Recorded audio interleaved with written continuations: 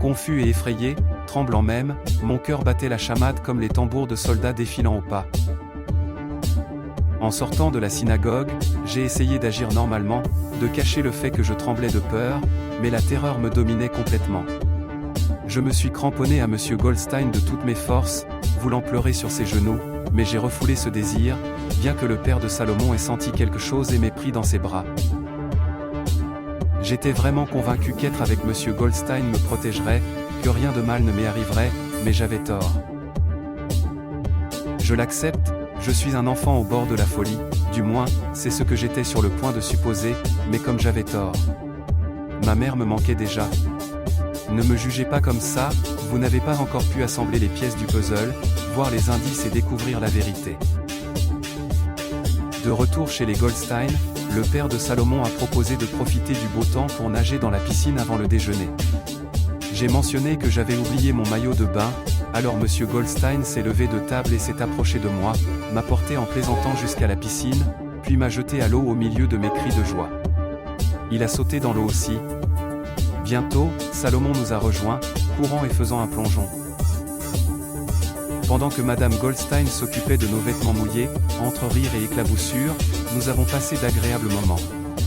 Salomon m'apprenait des figures de natation. Monsieur Goldstein me lançait en l'air, retombant dans l'eau. Pendant un instant, j'ai éprouvé ce sentiment d'avoir un père, une figure paternelle à mes côtés, j'étais heureux dans ces moments-là. Mais revoilà l'éclipse solaire. En sautant en piqué, ce n'est pas dans l'eau que je me suis immergé. C'était un endroit rempli de lumière blanche, j'ai chuté à toute vitesse, et en un instant, je me suis retrouvé menacé par un réseau de bras comme des ombres, voulant me piéger comme un petit oiseau dans une toile d'araignée. Un bras s'est enroulé autour de moi, me tirant hors de l'eau. Pour M. Goldstein et Salomon, il ne s'est rien passé, ils ont continué à rire et à jouer, alors qu'à l'intérieur, j'explosais en larmes, plein de panique.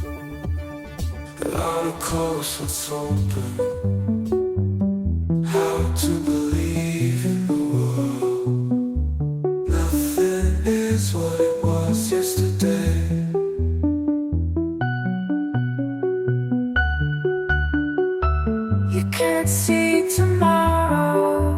The streets are empty but full of people. You look at the sky, a burning sun. The night continues, you're defeated. You're afraid to sleep. Perhaps because of waking up.